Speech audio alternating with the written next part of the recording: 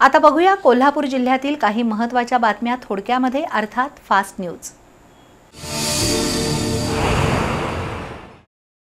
कोल्हापुरातील सायबर संस्थेचे संस्थापक अध्यक्ष स्वर्गीय डॉक्टर ए.डी. शिंदे यांची 15वी पुण्यतिथी सोमवारी होती। या निमित्तानं संस्थेच्या वतीनं विविध शैक्षणिक उपक्रमांचं आयोजन करण्यात आलं होतं। त्यामध्ये आनंद ग्रंथ प्रदर्शन, रक्तदान शिबिर, विज्ञान प्रदर्शन यासह विविध कार्यक्रमांचा समावेश होता। प्रारंभी संस्थेचे विश्वस्त डॉक्टर टी.ए. शिवारे, माजी कुलगुरू बी.पी. साबळे, इतिहास संशोधक डॉक्टर जयसिंगराव पवार यांच्यासह मान्यवरांनी स्वर्गीय शिंदे यांच्या प्रतिमेला अभिवादन केलं। कार्यक्रमाला रणजित शिंदे, ऋषिकेश शिंदे, हर्षदा शिंदे, व्ही.एम. हिलगे यांच्यासह मान्यवर उपस्थित होते।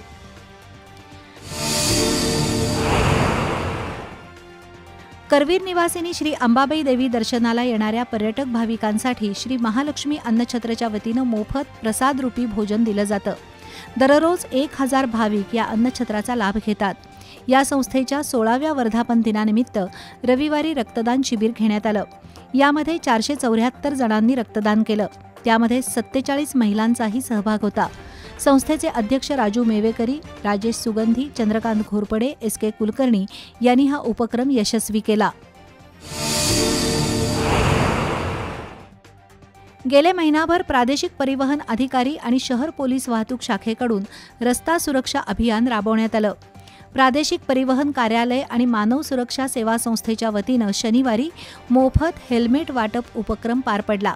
सहाय्यक प्रादेशिक परिवहन अधिकारी चंद्रकांत माने यांच्या हस्ते गरजूंना हेल्मेट देण्यात आली। यावेळी माने यांनी सुरक्षित वाहतुकीचं महत्त्व स्पष्ट करत हेल्मेट वापर करणं ही प्रत्येक दुचाकी चालकाची नैतिक आणि जीवरक्षक जबाबदारी असल्याचं सांगितलं। यावेळी दीपक कस्तुरे, बाजीराव मोरे, भारत ढग, आप्पासाहेब कोकितकर, रघुनाथ कांबळे, उदय देसाई, इम्रान शेख, नितीन पाटील यांच्यासह मान्यवर उपस्थित होते।